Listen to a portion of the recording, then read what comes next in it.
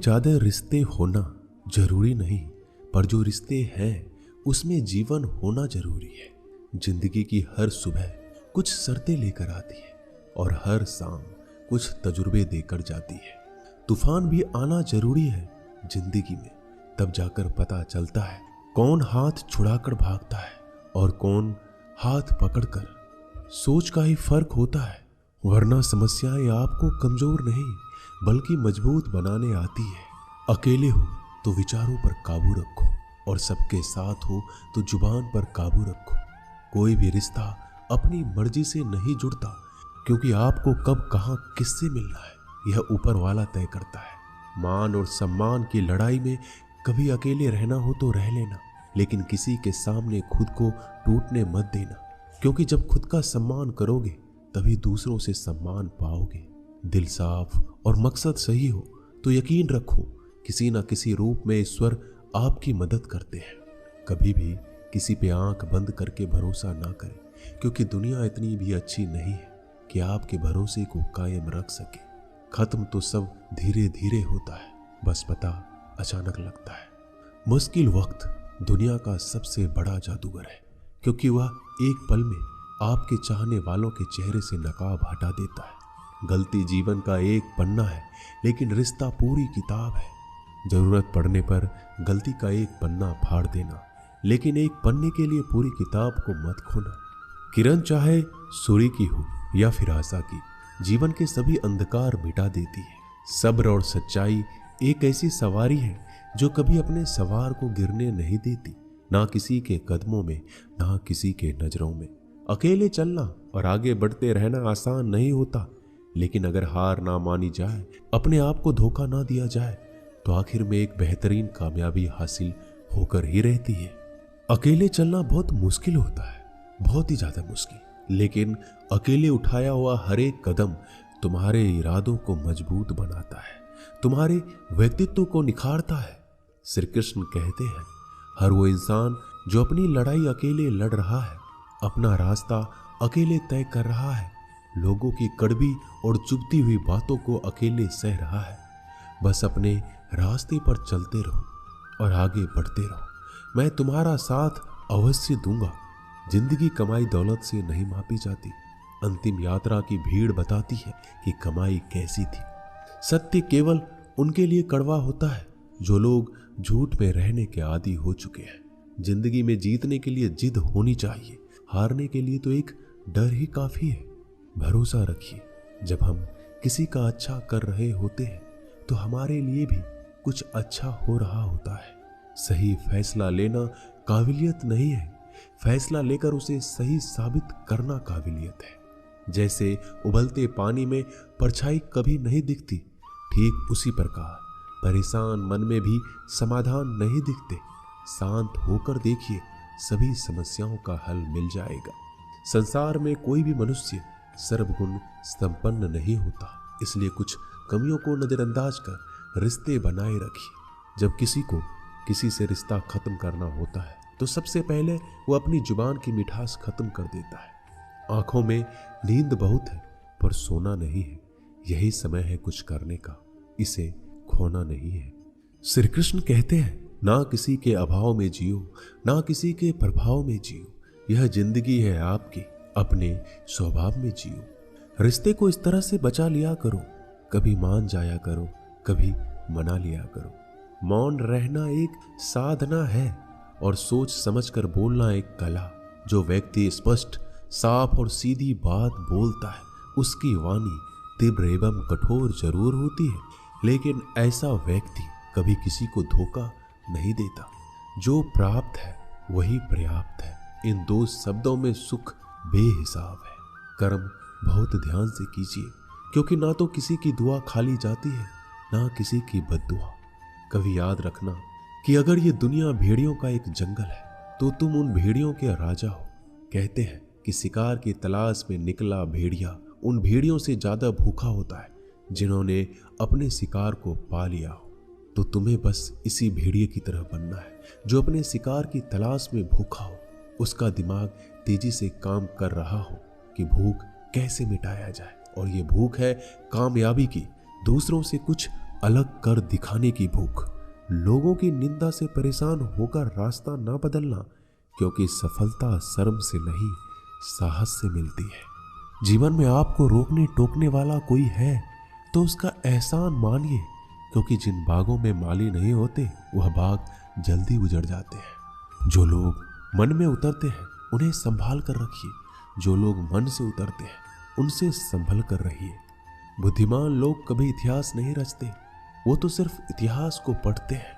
इतिहास तो पागल लोग रचते हैं जिन पर दुनिया हंसती है। जिंदगी में इन दो लोगों से हमेशा दूर रहना, एक जो व्यस्त रहने का दिखावा करता है और दूसरा घमंडी, क्योंकि खुद को व्यस्त दिखाने वाला व्यक्ति अपनी मर्जी से बात करेगा और घमंड वाला व्यक्ति अपने मतलब से याद करेगा। किसी को धोखा देकर ये मत समझो कि आप चालाक हो, ये सोचो कि उस इंसान को आप पर विश्वास कितना है। ये इंसान की फितरत है, यदि आप उसका एक बार सहायता ना करो तो वो आपके द्वारा पहले की गई सारी सहायताओं को भूल जाता है। घमंड के अंदर सबसे बुरी बात यह होती है कि वह सामने वाले को कभी महसूस नहीं होने देता कि वह खुद ही गलत है। हमेशा याद रखना कि समस्याओं का कोई आकार नहीं होता, वो तो आपके हल करने की क्षमता के अनुसार बड़ी या छोटी हो जाती है। इंसान को इंसान धोखा नहीं देता, बल्कि वो उम्मीदें देती है जो वो दूसरों से रखता है।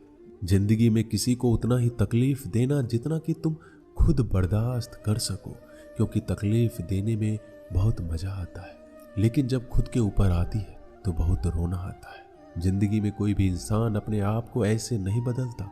जिंदगी में कुछ ऐसे हादसे हो जाते हैं जो उस इंसान को बदलने पर मजबूर कर देते हैं। किसी के सामने गिड़गिड़ाने से ना तो इज्जत मिलती है और ना ही मोहब्बत। इसलिए अपने स्वाभिमान को हमेशा बनाए रखना। यदि आप में काबिलियत होगी तो वह खुद चलकर आपके सामने आएगा। नाराज मत होना कभी ये सोचकर कि काम मेरा और नाम किसी का हो रहा है।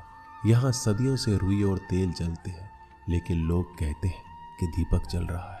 यदि आपके सपने बड़े हैं तो फिर आपके संघर्ष कैसे छोटे हो सकते हैं।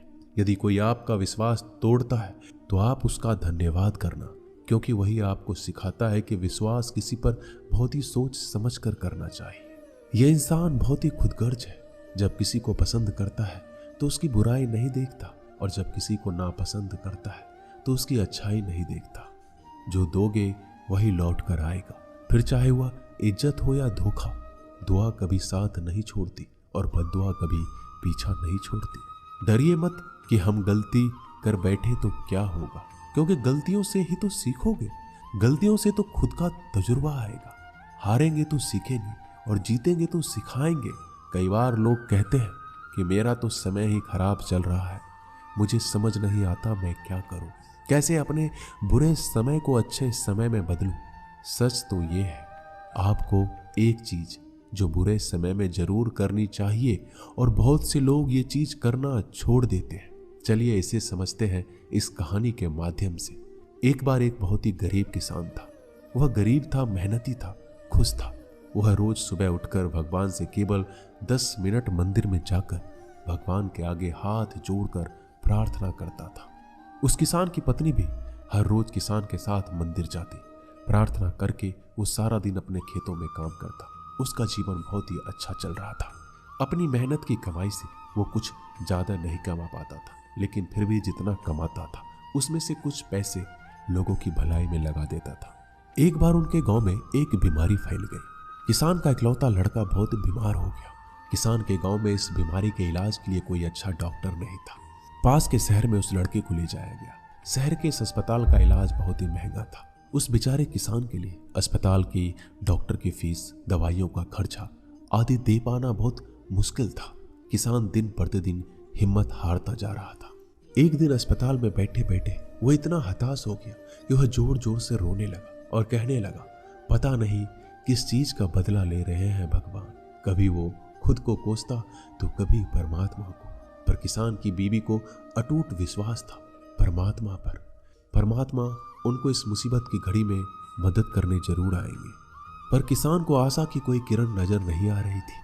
अस्पताल की कुछ ही दूरी पर एक मंदिर था। किसान की पत्नी उस मंदिर में हर रोज प्रार्थना करने जाती। पर किसान का दिल नहीं करता प्रार्थना करने को। डॉक्टर ने किसान से कहा उसके बच्चे के इलाज के लिए 10,000 की आवश्यकता है, पर किसान के लिए इतनी बड़ी रकम इकट्ठा कर पाना असंभव था। किसान की पत्नी अब भी मंदिर जाती थी। वो भगवान के आगे हाथ जोड़कर प्रार्थना करती कि उसका पुत्र ठीक हो जाए। एक दिन मंदिर में एक सेठ आया। उसने किसान की पत्नी को कहा कि उसने किसान की बात उस दिन अस्पताल में सुनी जिस दिन किसान रो रहा था। सेठ ने बताया उस दिन सेठ की पत्नी भी अस्पताल में थी। अब वो पूरी तरह से ठीक हो गई है और घर चली गई है। सेठ को बातों ही बातों में पता चल गया कि किसान को 10,000 की आवश्यकता है। तो सेठ ने तुरंत अपने जेब से पैसे निकाल कर देते हुए कहा कि उसके पास इस समय 10,000 ही है और वो रख ले। साथ में सेठ जी ने कागज पर अपना पता लिखते हुए कहा अगर आपको और पैसों की आवश्यकता हो तो बेहिचक मांग लेना। महिला ने उत्तर दिया इस कागज की कोई आवश्यकता नहीं है। वह जानती है कि ये पैसे किसने भिजवाए हैं और जिसने उसे ये पैसे दिए हैं वो परमात्मा उसका हमेशा ख्याल रखेंगे। दोस्तों कहते हैं अटूट विश्वास ये सबसे जरूरी चीज है जो हम लोग अक्सर खो देते हैं अपने बुरे वक्त में। जो उस औरत ने नहीं खोया, उसने तो सेठ का पता लिखा हुआ कागज भी नहीं पकड़ा। वह जानती है कि परमात्मा उनके साथ है, श्री कृष्ण सदैव उनके साथ है। श्री कृष्ण कहते हैं जो मेरा ध्यान करते हैं मैं उनको वो प्रदान करता हूं जो उनके पास नहीं है, और जो उनके पास है मैं उसकी रक्षा करता हूं। इसलिए बहुत जरूरी है कि हम बुरे वक्त में परमात्मा का साथ ना छोड़ें। दोस्तों ये वीडियो यही समाप्त होती है। मैं आशा करता हूं कि इस वीडियो से आपने बहुत कुछ सीखा होगा। मिलते हैं अगली वीडियो में, तब तक के लिए अपना ख्याल रखिएगा। धन्यवाद। जय श्री कृष्ण।